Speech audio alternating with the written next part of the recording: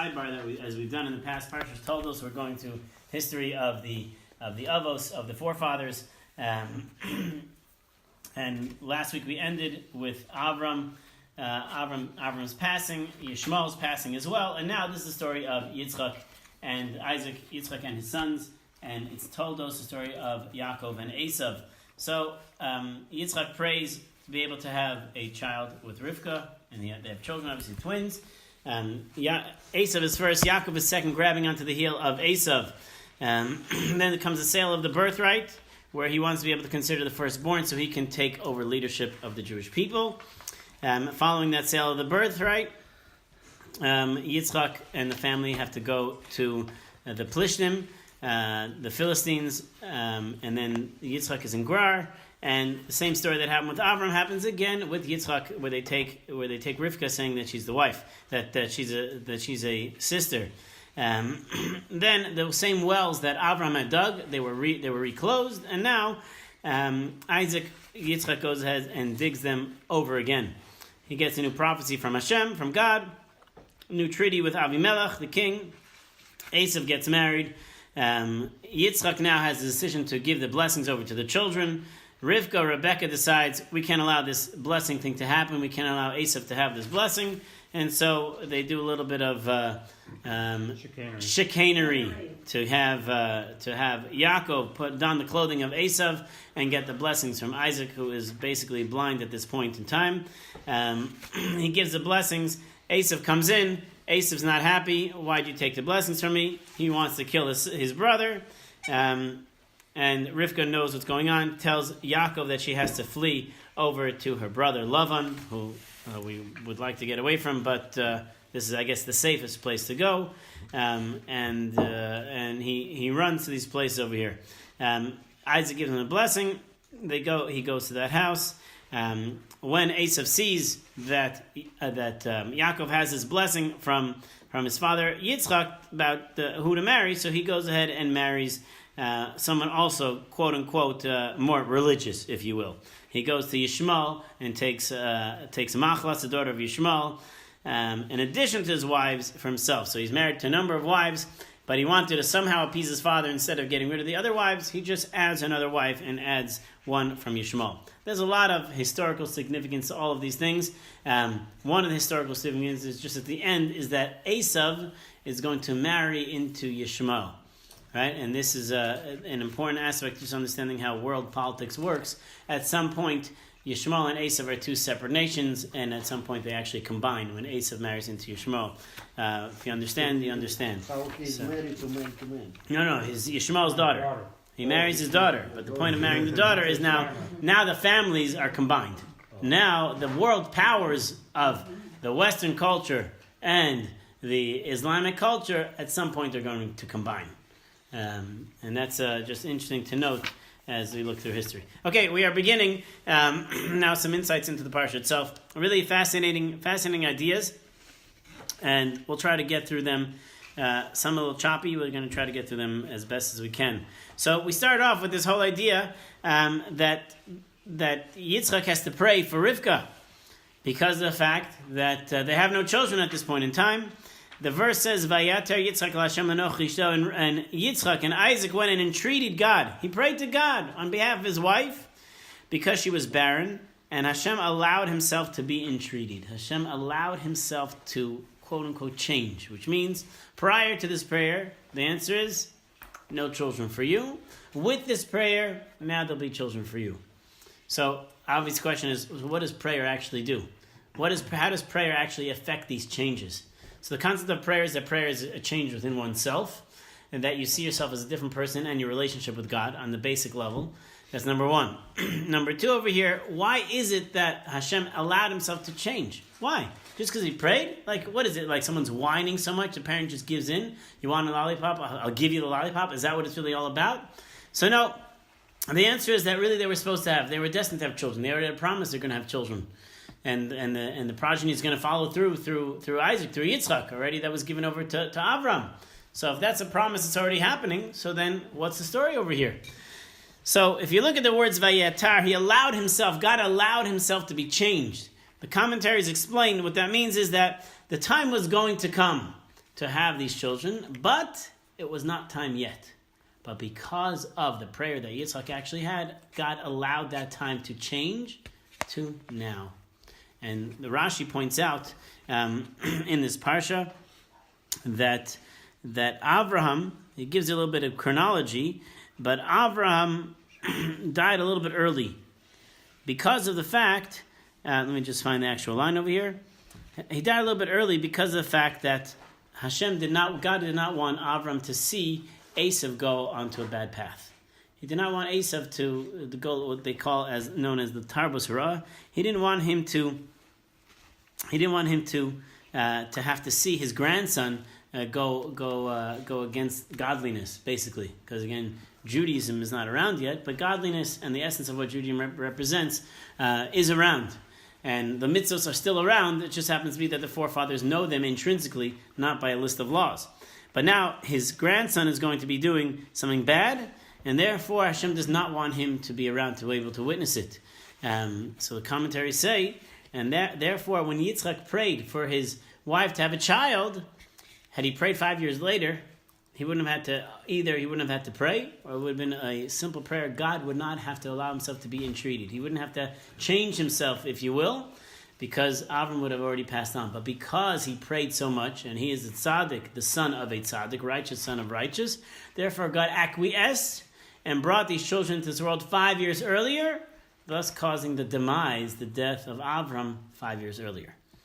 Okay? Which means the power of prayer that can change things that exist within the world, we don't realize the effect that actually has and all the other ramifications of the effect of that prayer over here. So he was listened to. God allowed himself to be changed, if you will. Again, so incorrect words. He allowed himself to accept Yitzchak's prayers and give him the children early, but that also would mean that Avraham would actually have to leave this world 5 years earlier. Something to think about when it comes to the realm of our prayers unto itself. So when it talks about the individuals in question of here, Yitzchak and Rivka, our matriarch and patriarch, it says Yitzchak was 40 years when he took Rivka, the daughter of Besuel, the Aramean, from Padan Aram, the brother of Lavan, the Aramean, as a wife. We already know this already. He already told us who she is. What's the idea? So Rashi explains, I'll tell you a very simple idea, to tell us the praise, if you will, the shevach, the praise of who Rivka was, because she is the daughter of Besuel, not a great guy, the sister of Lavan, not a great guy, from a land of Padan Aram, not a great place, and she's still a righteous individual. Okay, that's what Rashi says. So, I mean, it's very special for us to realize that, but why now? Why do we actually have to say this now? Rabbi Yerucham Levavitz points out that when Rashi's quoting this, he's not just quoting it as a nice idea, is that there are going to be times in a person's life that just to see where a person has come from is enough to praise that person and recognize the greatness of that person. So you look around at the table over here, and every single person can look around at somebody else's table and go, wow, what an unbelievable human being. Because you can look at a person's past, you can look at where they came from, you can look at anything about them and see such positive things, to see any bit of growth in an individual. So the Medrash, which Rashi is quoting over here, is telling us, okay, bad father, bad brother, bad place, and she didn't learn from their deeds. That's amazing. It's amazing they didn't learn from their deeds, and that's enough of praise to give her. I mean, there are many other things that she did. She was brought into Yitzchak's house, and she replaced Sarah, and all the miracles that happened before. They were also miraculous, pretty miraculous. But that doesn't come close to seeing where a person came from and seeing how they've actually developed over time. And that's really a very special thing for each of us, to look at the people around us in our lives, to be able to see, like, you know what?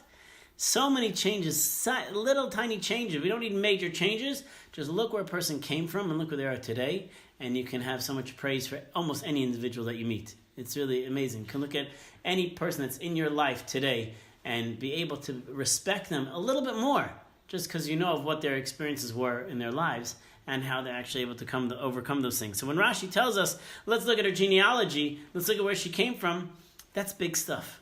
That's big stuff for a person to be able to look and say, I was able to overcome, even if I've done other things of greatness in my life, Now, this is the start of greatness that a person should look at and have tremendous praise for an individual. So that's there's always something you can always find very positive about somebody else, and that's really one of our goals. This concept the Torah tells us of dan lekav zchus. The Gemara uses that terminology. You have to judge a person favorably. How do you judge him favorably? Find something good about that person. Always find something good about that person, which oftentimes is hard for us to do because we usually get bothered by one thing that a person does, and we always find everything evil about what they do. That's how marriages break down, right? They don't like one thing, and then they just keep twisting the screwdriver as they stick it further and further in, right? But the goal is to be able to look at the positive things that are going on there, and the more you focus on those positive things, it's really just you just see more bracha, more blessings in a person's life. So, as it continues on, she gets pregnant. Mazel tov, or b'shat tova. Sorry. Vayizrot zabanim bekirba, and the children are, I guess, running, if you will. They're jumping inside of her. Vatomer im kain lama zonochi, and she says, "If this is so, why am I alive?" Okay, I just want to get simple understanding here, without everybody telling me what they know from Rashi or they know from what they learned in whatever school or whatever class. What could this possibly mean? The children are running inside of her, and she says, if this is so, why am I alive? And she goes to ask God. Translation, anybody?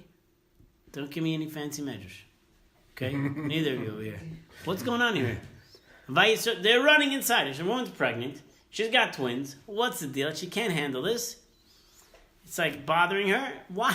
In Cain, if this is so, why am I? This is like Hamlet speaking, right? What's going on over here? Anybody? She probably experienced something that nobody else experienced. Okay, so that has to be. She's experienced something that nobody else experienced. Good there, please. I think the fighting could be first goal. She may not even know that she has twins. Oh, she doesn't know. I don't know. They didn't have ultrasounds back then, right? Had they, right? I hope not, right? Does she know that she has twins? It doesn't say that. Not yet. She didn't have it yet. Prophecy she didn't have yet. Prophecy is going to be in a moment, right? So what's happening over here?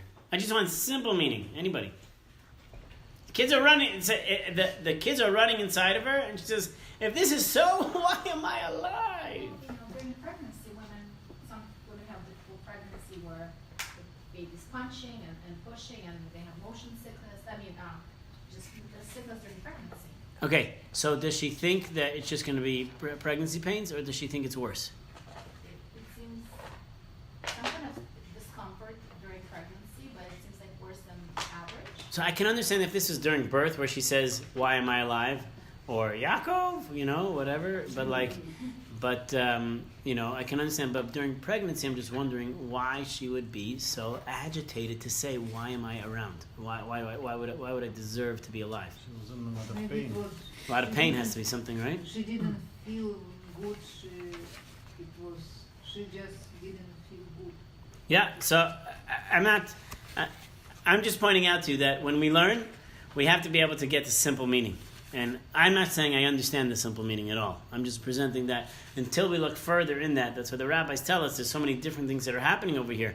This one's walking to a house of idol worship. This is walking to a house of godliness and Torah, and therefore they're just trying to jump out. Simple meaning over here is that there's something about this pregnancy that's very different, that she's never had before.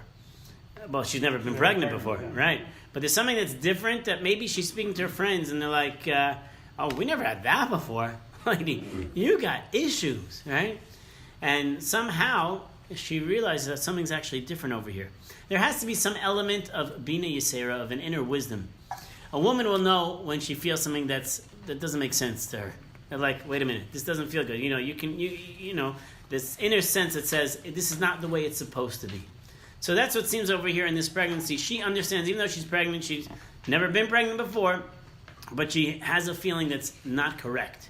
There's something that's wrong over here, and it doesn't seem medical.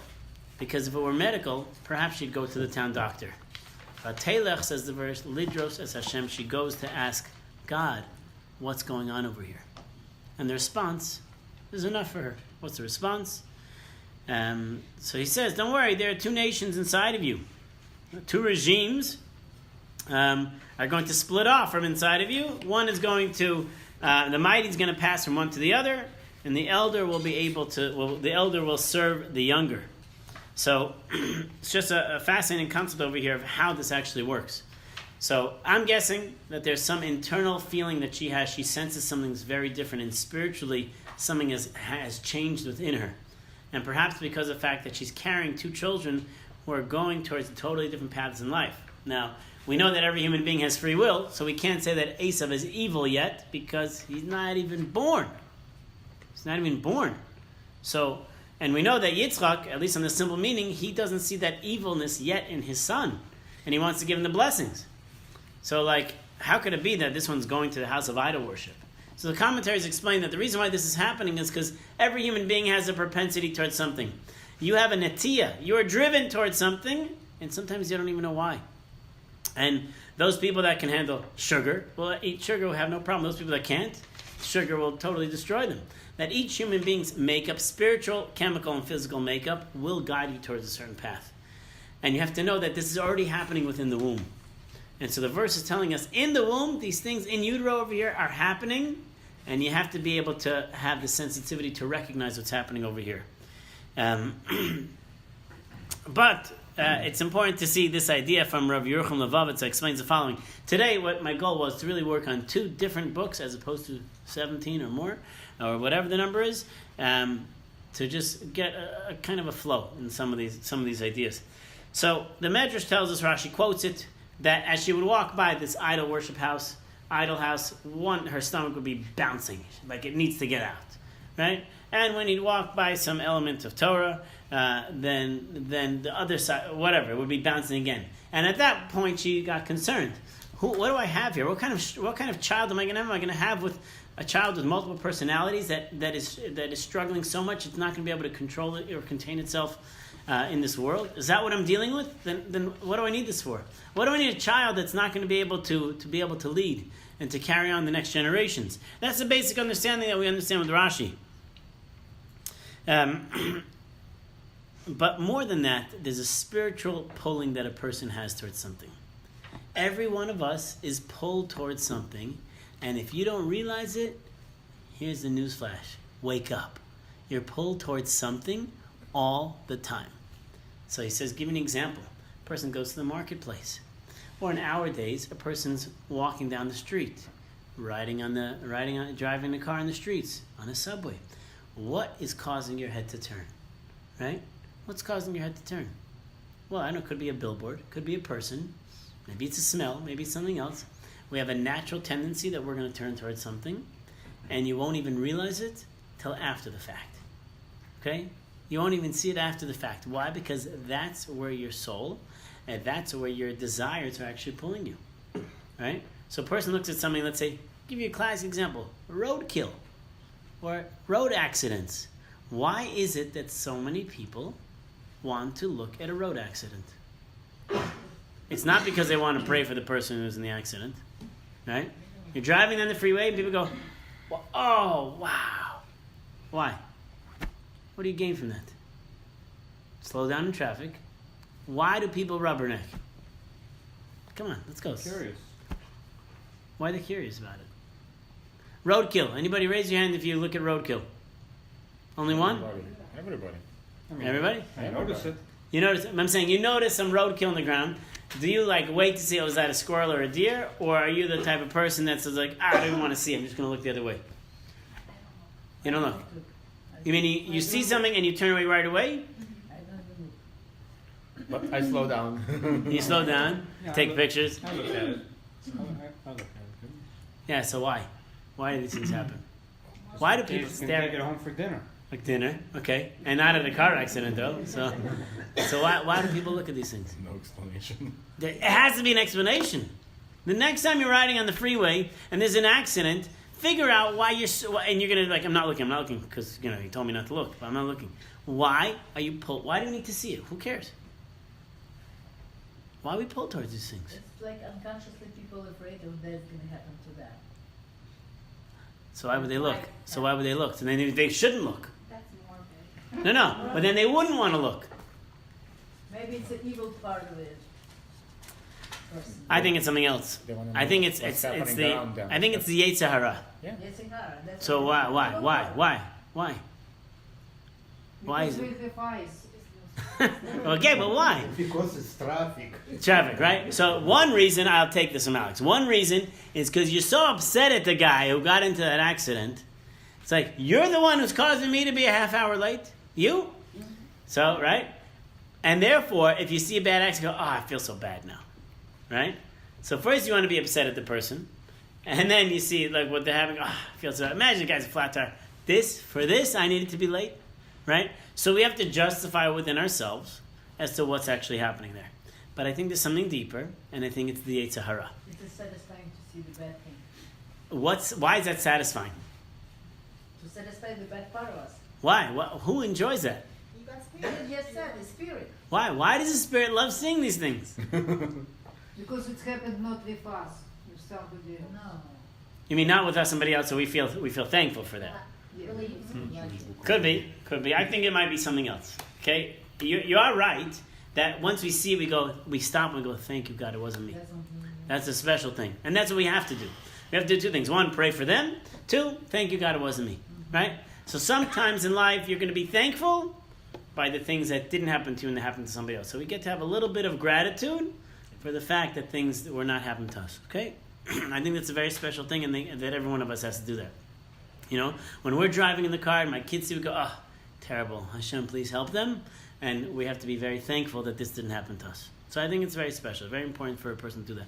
I also think that there's something that drives a person to want to see these things. What drives them to want to see these things? There's a certain element of, there's a warrior inside of every one of us. That mankind has a sense, in the beginning of creation, man is given the charge by God to overtake the world, to have a sense of strength, a sense of power. So 1,000 years ago, it was fighting in the Colosseums. And now it's fighting in the football field, or road rage, or something else. And there's an element that man has a desire to see something crash. You know, when a person's angry, do they ever take like a feather and throw it? No. What do they want to take? Something much harder, right? Work. A brick, a frozen egg, CD. CD, TV. TV. Yeah. Each person their own. Luda, you share with me what you need help with. Okay, what's missing? We'll replace those objects. I'm talking about the movies. Why are you like this? Talking about the shows. He said a brick, TV. You know, each person a little different. Fine. Okay. Barney Stinson. So people want to throw something that makes an impact. You want to throw something that has a good crash, right? It makes you feel a lot better when you have that crash. You know, something. some people do it with symbols, yeah, that it makes them get that some energy out. There's something about the human nature of a person that wants to get that negative energy out on something. So sometimes throwing that whatever ball, you know, imagine you throw the ball and it hits a pillow.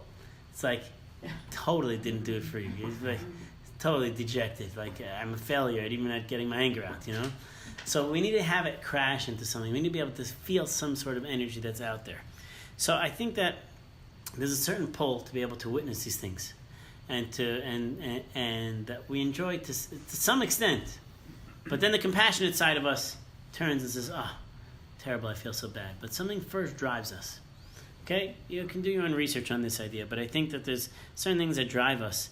But we get to look at these things, and when we look at these things, our first initial look, that first couple of seconds that we look, it's filling some other need.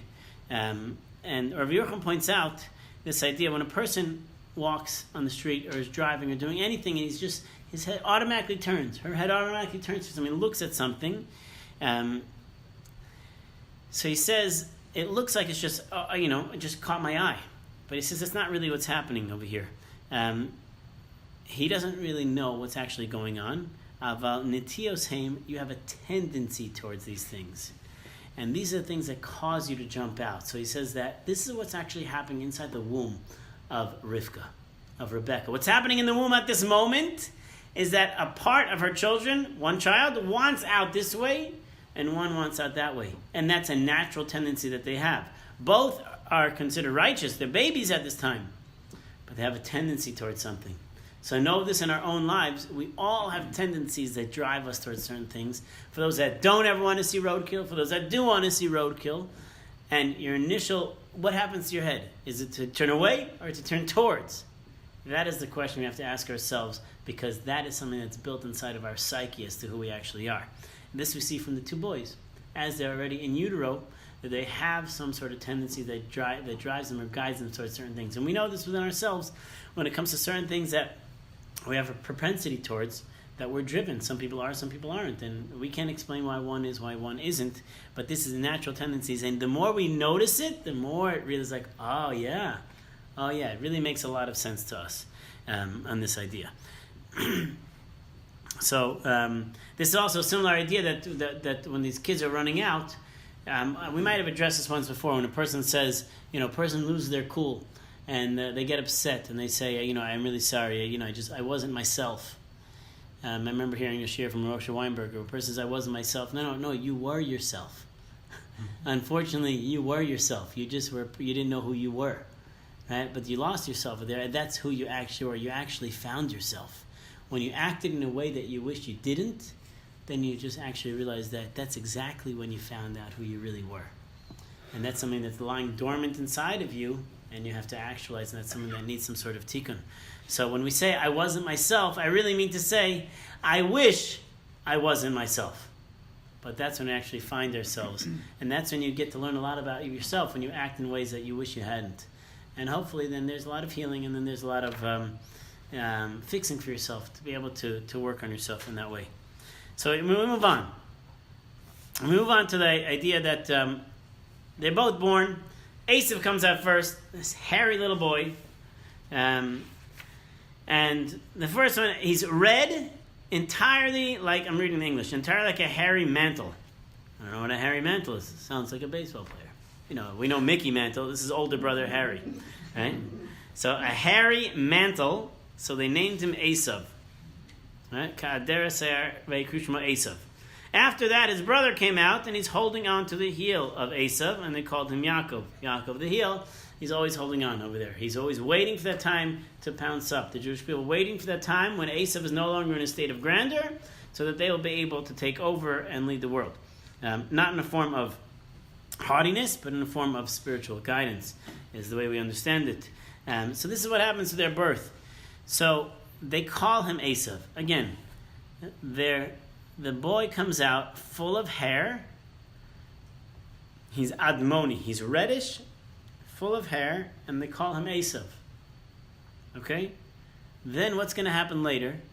He's going to sell the birthright, and they're going to call him Edom. We just call him Edom right up front. It says he was red, right? Edom. And they called him Esav. We have two choices now. What's this little boychik like? Well, this little boychik is red and hairy. What'll it be? What, you think they're fighting? Yitzchak and Rivka? I think we should call him Harry. No. I think we should call him Red. Harry, Red, what'll it be? Harry, Red? Okay, we'll go with Harry. Right? So we call him Esav, because he's full of hair. Okay? And then later on, in a short while later, his name is going to be changed to Edom. So, what are these names? What's actually happening over here? So, this is the first insight into the man Esav, and into understanding what his life, what he represents to us, to all of us. So Rashi quotes that Adam nigmar bebesaro, a person is completed with their flesh. So besaro, with their hair. Excuse me. The hair is what stands out. The hair is the final level of a human being. You have flesh. Finally, after the flesh is going to come hair. Hair. Right? Interesting. That's the first to go on people. Right? Skin is between them. But what's the last thing? The finality is going to be flesh, and then on top of that is going to be hair. Flesh, hair. Right? It's the last thing. When you have a Play-Doh machine and you push that barbershop thing, it's the hair that comes out, right? I knew that would make sense, right? So initially, we look at the final product of what a person is. The final product of Esav is represented by his hair. And when he's called Esav, the word Esav, so in English it's very hard to understand because it's Esau. When I hear the name Esau, I think of one of two things. I think of a seesaw, or she sells seashells by the seesaw. right? Or by Esau, right? That's the only thing that comes to my mind, because I never grew up with an Esau. I never understood how, the name just turned to that. I understand why it's explained that way, but his name is Esav. The word Esav means asui. He's already completed, which means the finality of this boy is already there. They sense something about him that he's already completed.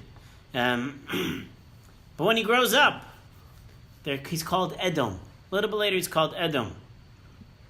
Yaakov says to his father, Anochi Esav bechorecha. I am Esav, your son, when he's trying to steal the birthright. Because at that moment, he wasn't actually lying. Why wasn't he actually lying? This is very hard for us to deal with. On the basic level, he wasn't lying. He was lying. Nobody's going to deny that. And he says, Rashi says, you know what? I am, and Esav is your firstborn, right? So says the Chasam Sofer, no. Because Esav actually means a completed individual. Someone who is complete. When Yaakov goes to his father and he says, who is this, my son? He says, I am your complete son. Esav is Asui, is completed.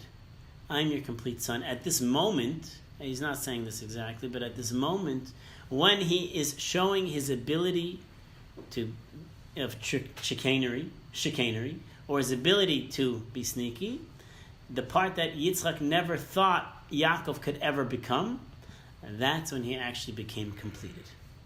So at this moment he says, Anochi Esav becharecha, I am Esav your son. The same reason why you called him Esav then, which was you saw him as a complete son, because everyone else has got to grow into their body, grow into their hair and the like. But now somehow he comes out with this afro, or I guess whatever you call it, mid-fro, Middle East, right?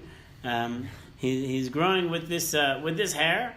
He sees that this kid's complete. It's unbelievable. He's a complete child over here. He's like already fully grown up already. He has everything that he needs. At this moment, Yaakov goes to his father when he's taking the firstborn right to get the blessing. Somebody says, guess what, Abba? At this moment, I have reached a level of completion as well. I am now Esav. Not in the name, but in the meaning behind what his name actually is. Can I ask a question? So like again, it's in the Midrash when actually Yaakov was the first one, the egg of Yaakov was created first, and Esau was second.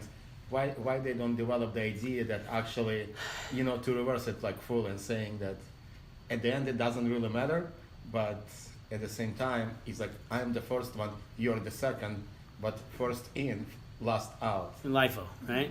Yes. Philo. Philo. No, it's Philo, right? Philo. First in, last out. Right. So I'm not sure how to deal with that medrash. I've always been puzzled by the medrash. I think the medrash is trying to give us more reasons to show that even within the lie, there's some element of truth that's really there. Was that Yaakov's suggestion? By the way, Abba, I'm really the first one because we're following Philo, not LIFO, not FIFO. We're following Philo, right? I can use this line all the time, right? I'm the youngest in my family. My sister's got nothing coming, I'm just going to tell him, I really am the firstborn, right? So But he bought it. He bought it, so fine. So the measure is sharing, I think the measure is sharing with us this idea. Again, the measure is saying that the first one egg to be fertilized, or the first one that comes in, is going to be the last one to come out. Whatever that means, right? So they don't switch around sometimes? I don't know, but this is what he's saying. So there's some element to say that really he's considered the first. Maybe not firstborn, but he's the first. Because on a halachic analysis, he's older. It doesn't matter. You didn't come out of the womb first. So I have to leave that whole question aside because I don't understand. I think it's just trying to give us another example, another reasoning behind it. I think I heard Yaakov go first, and the lady who take birth, she put something here, but so that's the other. Esau pull him back, and Esau go first. So that's later on. That's later on with Yehuda's two kids. Judah has two kids, and one sticks his hand out. They put the string on it and pulls out. But there is something very similar to here that he did come out. He came back in, and and they're fighting inside, and the other one, and Esau comes out first. Could be related to that, but still, who's considered the firstborn? I think firstborn is only when the head comes out. I think that's only when the head comes out. So the next time somebody sees a birth like this, where one head pops out, and then heads back in, let me know first of all, because I want to be there. Let me know. I want to be there. Just, because to have the head come out and then go back in, I don't know how that's possible. You're not allowed to see it. All right, correct. No, I just want to know about it. I want the news story. I just want the news story, So it could be that a hand came out, possibly. I don't know. I know the story later on with Judah is going to have that, where they're going to tie the string. We're going to tie the string there. Okay, fine. But this is a concept over here, that he's calling himself Esav because of the sense of completion that he's reached when he gets to this place. So we're going a little bit further. When I say a little bit further, not much further, because I only want to quote some of the basic ideas over here. A little bit further is the idea of Esav. This to me is... let me just see if this is the one. Yeah. Esav comes in and he says, listen, I'm famished. I'm dying over here. Literally, he says, I'm dying over here. I need you to feed me. So at this moment in time, Abraham has passed away, and Yitzchak is in the middle of Shiva. Yaakov is preparing this bowl of adashim. We translate as lentils, something round. That's why we have the tradition of having something round during the Shiva, or at least the first meal. Yaakov is preparing this meal. Esav comes in. He's famished, could care less what's going on in the rest of everybody else's life. He wants to eat something. And what does he say?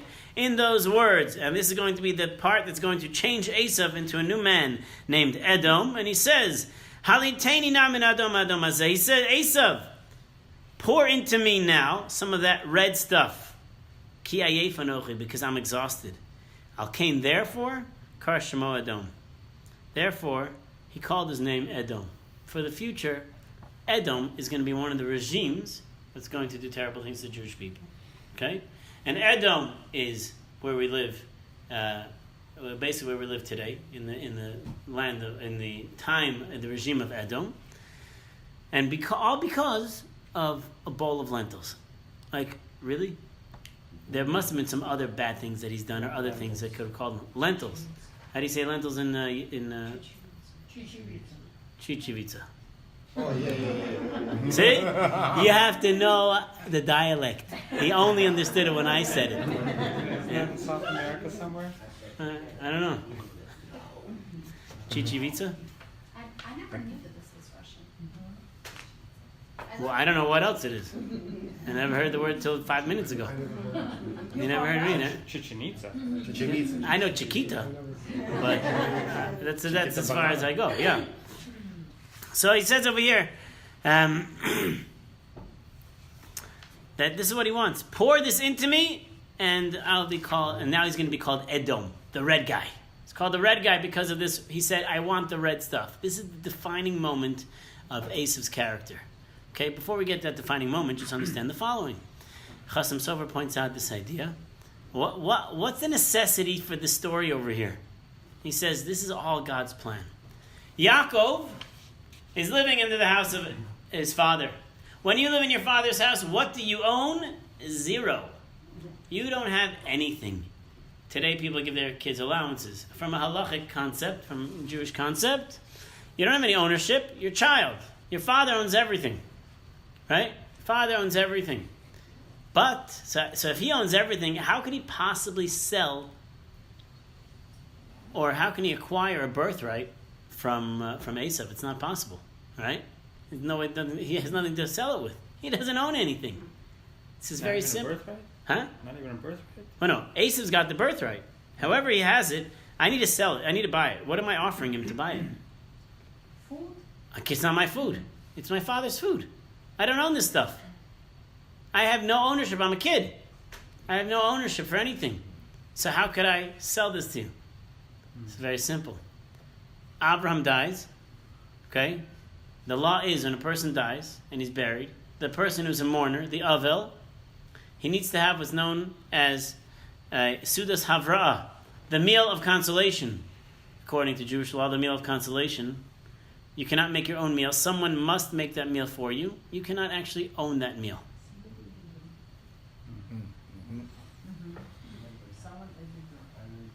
That's so flat. Right? So you cannot actually own that meal.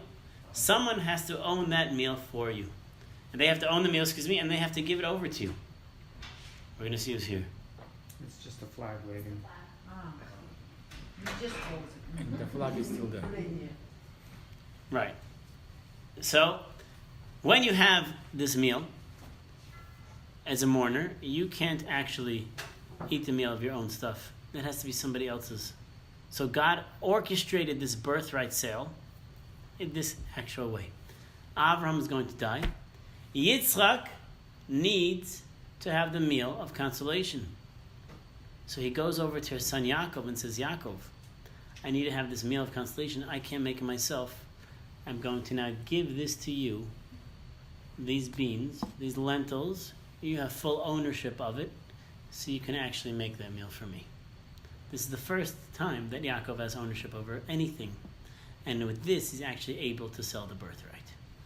So it's orchestrated for this reason in particular during this time.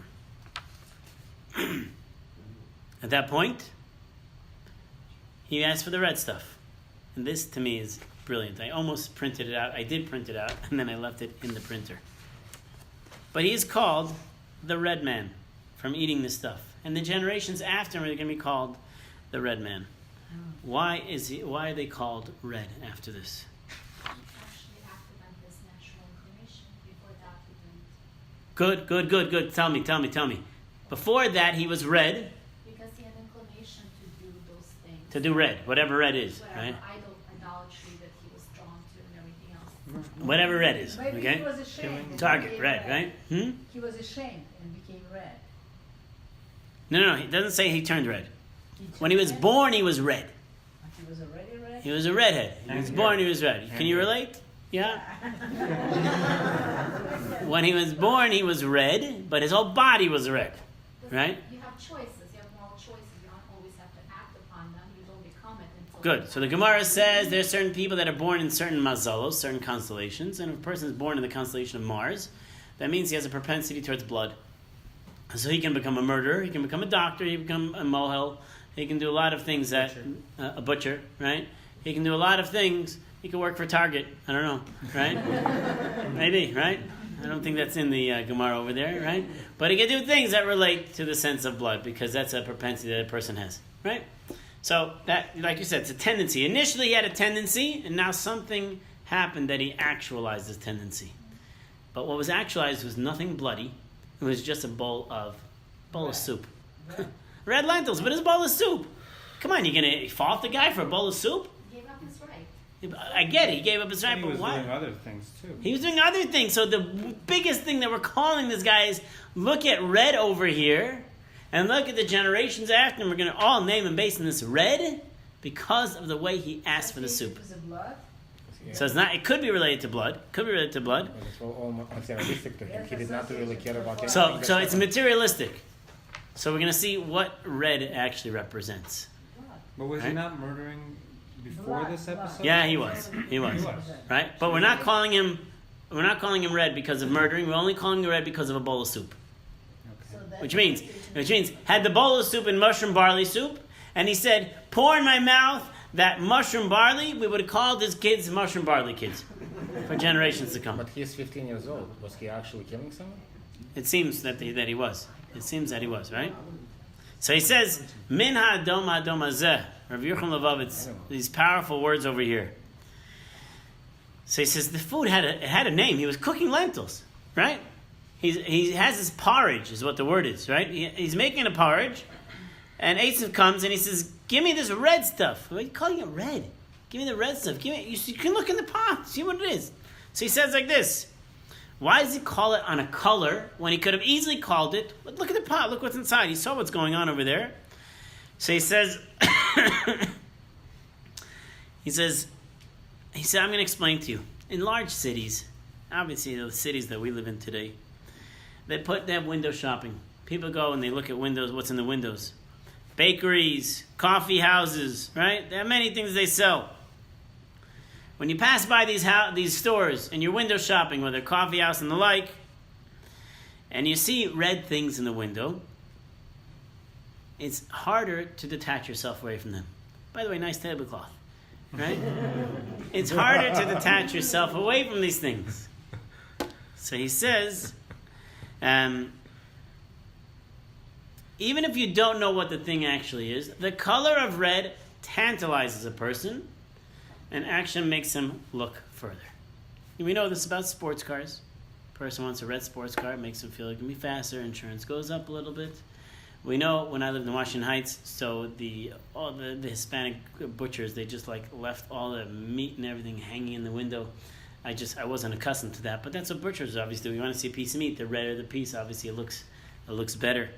But he says with all things, the color red. Now this is written, let's assume about, let's say 70 years ago, maybe more. Where are we? Maybe more than 70 years ago. He says that a person is actually drawn towards colors. Achrei hamara edom. The red color is what draws a person closer, more than any other color. So he said, there's a sod gadol, there's deep secret in the words in the color of red, and people are actually fascinated by this color. It's on lipstick, it's on cars, it's on a lot of things. The color of red is actually there. A red wine has a certain flavor towards that, brings a person closer towards it. Red clothing that people wear, and I'll show you the study in a minute. And we know that the color red actually causes many people to stumble and to do things that may not necessarily be good for their souls. So he says like this, Esav, I'm going to pull up this article over here. Esav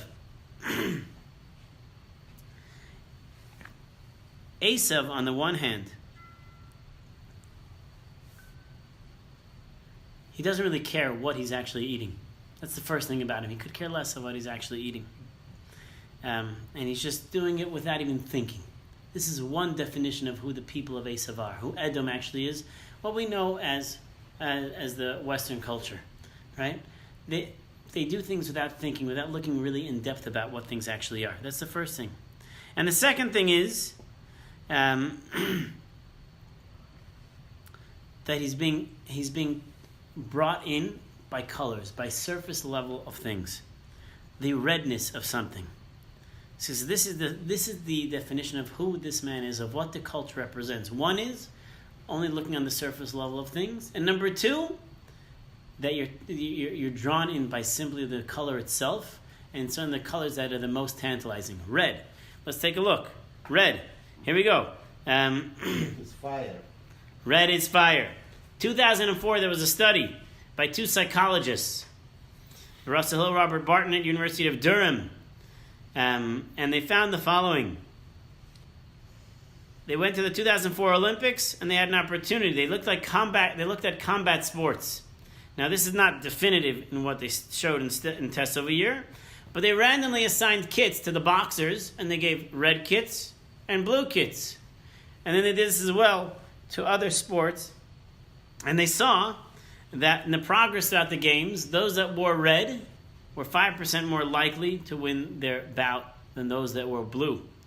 And it's either because of the fact that the red felt much more alive, much more power, or the blue felt much more intimidated by what the red actually represented.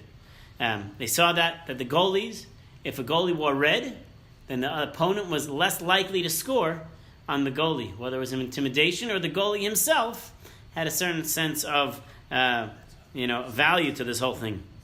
So the exact reason is not clear, and this is bothering me, because we know on the goat that we send off on Yom Kippur, we tie a red string to it. Perhaps, but it's a different word, so it's really shani. I think it's scarlet. The question of the red string, right? Also as well, is that color? Where does that color fit in? The color red, Rav Yerucham is telling us, is the one that's the most tantalizing to people. They cannot take their eyes off it. Perhaps because it represents blood, and that's the life form that exists inside of every one of us. But it is the form that has drawn people to do lustful things, things that are against the right way for their souls to actually work. Of course, it's a color, so it can be used for positive, it can be used for negative. It seems that when women wore dresses, the red were more attractive than the blue. More than that, they took pictures and photographs of people wearing red dresses and blue dresses, and they had photographs in black and white, okay, the black and white, and the people in the red dresses, even though it was black and white, showed a higher level of joy or self-esteem in the actual picture itself. Okay? I see the red cars get more More tickets for the red cars, right? As far as the red for something that you could do that is not so good, maybe that's why Nathaniel Hawthorne wrote the novel The Scarlet Letter. Could be, right? And this, again, this idea of lipstick as well, right? It's something that brings this out from another person. Bulls don't like it either. Bulls don't like red either, right? I mean, I do think obviously the reason psychologically Target has that red, right? It's an important thing.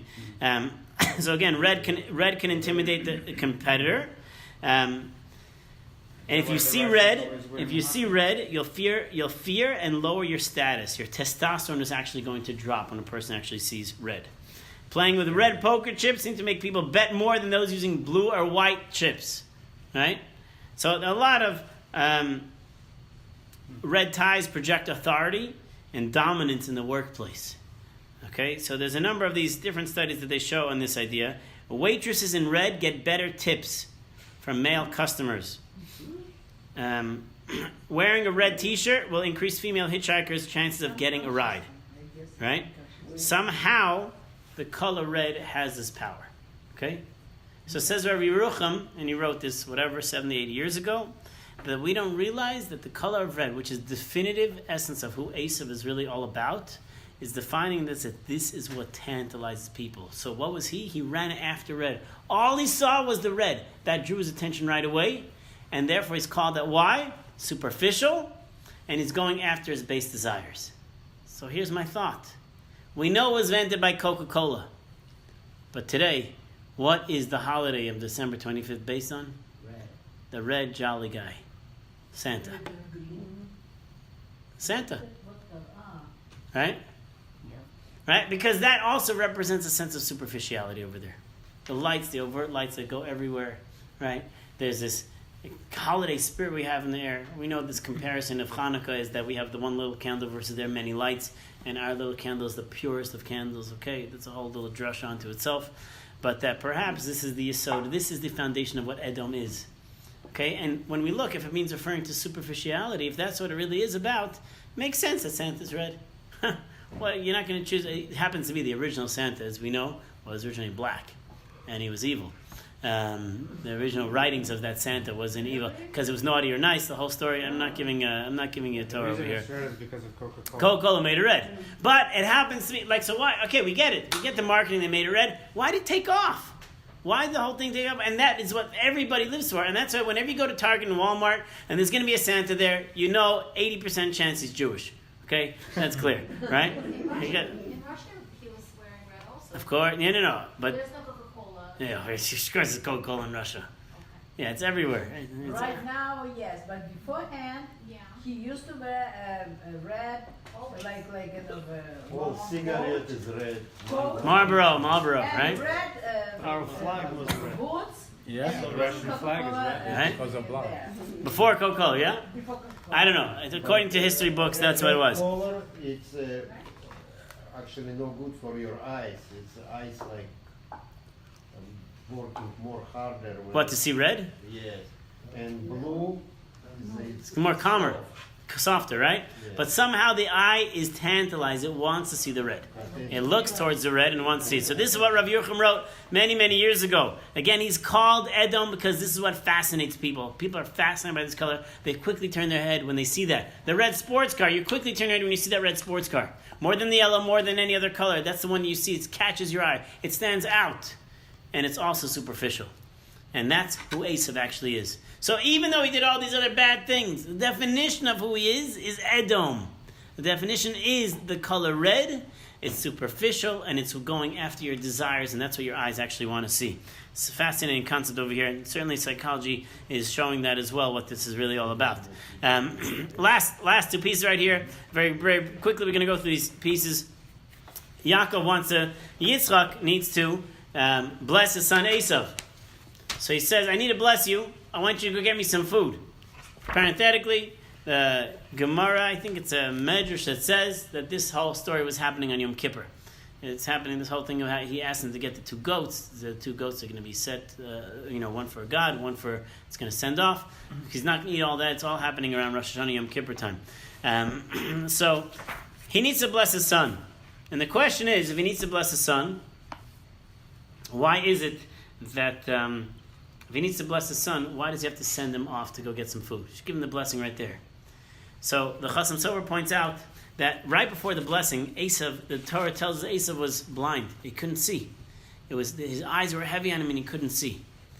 So the Chasam Sofer explains, why were they heavy at this point? The reason why they were heavy, he says, because he felt in himself that the reason why he can't see now is because he's done something wrong. Even Isaac. He's done something, so that Isaac has potentially done something wrong, or perhaps that something's wrong within his son. So he says, he was hoping to, live a ripe old age and to have, a full sense of health. But something's happening over here. He realizes that he no longer has divine inspiration. The Ruach HaKodesh has left him. Because if it was there, he'd know that Esav is going to be bad, Yaakov is going to be good, but he doesn't. It's lost on him. He was worried at the following. He was worried perhaps maybe the reason why he does not have a prophecy anymore is because maybe his sons are sinning. If his sons are sinning, so that's going to remove the prophecy from him. This we see by Yehoshua Kohen Gadol later on in history. Similar idea, when the person's children are sinning, they're going to lose certain benefits from themselves. So therefore, he's wondering over here perhaps that his sons are sinning. So he says, if his sons are sinning, how am I going to be able to have this? How can I give my sons this blessing? Where do I do this prophecy over here? So therefore he sends out his son. He says, Esav, I need you to go prepare me some food. Because by doing that, he'll be in a state of mitzvah. He can prepare that food for him, and perhaps that will now put the Ruach HaKodesh, the divine inspiration, back into Yitzchak's hands, so he can actually give him that blessing. So he sensed something here. Something was not right. And he didn't see it like just simply as a physical malady, some physical ailment that happened, but something else was not right here. And therefore he saw that he had to ask his son Esav to do a mitzvah, because that would change his past so he can do the right things to do. And with this we end with the following idea on Rivka. Excuse me, not on Rivka. I could do Rivka, but we're just going to do the story itself. Rabbi Yerucham Levavitz points out the following: the whole story of Esav, of the blessings, it really doesn't make any sense to us. And I don't know if we're going to be able to make full sense of this idea, but what's going on in this whole story of here? Like, come, let me give you a blessing. Well, you don't know this guy. Like, we're watching this kid do terrible things. You don't know Yitzchak. You don't know about your son. And now your wife has to come, Rivka has to do this whole trickery to get the other son to put on the hairy clothing so you get the blessing over here. So what's going on? At the end of the day, Yitzchak wanted to give the blessings over to Esav. So he says, let's understand this idea. What was the Parsha telling us? Why does Yitzchak want to give blessings over to son Esav? He doesn't know anything about his life? No, he does. He very much understands what his life is really all about. But there's a foundation, there's a concept in Torah thought, and that is whenever anybody does something good, they must receive reward for that.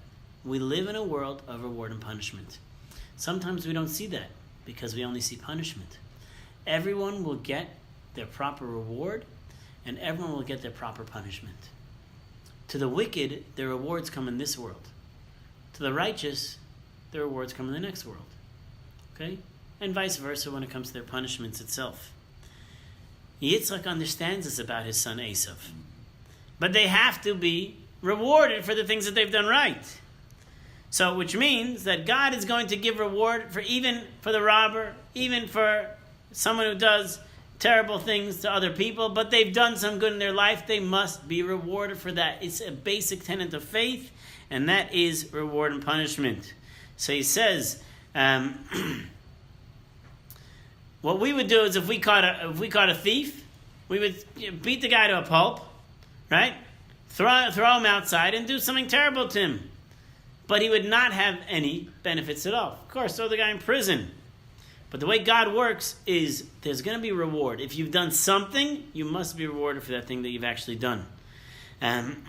So he says, these are one of the midos. This is one of the character traits of the way that God works in the world. We don't understand how God does this, but He's going to give reward for every single nation, every single human being for the things that they do. And therefore, he says like this: B'shvil Dalet Psios, the Gemara says, the Nebuchadnezzar, King Nebuchadnezzar, prior to him becoming king, he took 4 steps because he felt that there was a letter that was being sent out, and that letter was addressing I think it was at the time the king of the Jewish people, but it put God not first, it put him second or third. And he went out there, he ran out to go and change that letter, so it put God first. Because of that, because he did that, he was worthy of having many, many generations after him as kings, because he praised God in this way. So he's going to have his reward in this world. So when it comes to reward, every human being is going to have that reward, and this is what Yitzchak understood as well. The foundation, he says, the yesod of what this parsha is about, he saw what Esav was about. And he saw that Esav needed the reward for the things that he's done. For many, many years, he's been taking care of his father. And therefore, he could not leave without actually having the benefit of this world. And therefore, when he came to giving a blessing to his son, he had to do it. Because that's what we do. If someone's deserving of good, even if they've done bad in other areas, you have to give the good. They have to have that reward. So that was his plan. But thankfully, God said, even though that's the plan, I'm going to be the one that's going to change everything around. He'll get his reward, but I'm not going to allow you to actually be in control of those blessings, so that reward's going to actually come to him. And therefore, Yitzchak is going to go blind. That's why these whole things are going to happen. The blessings are going to happen this way. But the foundation is that blessing is deserving for anyone that does any little bit of goodness. It's going to happen. So when we question why do good things happen to bad people, why do bad things happen to good people, it's a deep question because we never will fully understand it. But just know for yourself that Yitzchak was teaching us this lesson, that bad will get rewarded for the little bit of good that they've done. You don't get rewarded for the bad that you do, but if there's any little bit of good that you've done, the reward must come, and it must come to that individual, and therefore they had to experience it in that way. And it's for this reason Yitzchak, he wasn't dumb, he wasn't thinking what, he didn't know what was going on. He knew exactly what was happening, but he saw that he had to get that reward. But God said, it's true he'll get the reward, but not the way that you want it. And it's for this reason that the whole story happened with this with Yitzchak, and God turns the tables on him to give the blessing over to Yaakov. That's where we're ending. We'll take any questions if anybody has any questions. So when it says there that Isaac loved Esau and Rivka loved Yaakov, so like, and it doesn't really like saying it, and just like mentioning about it.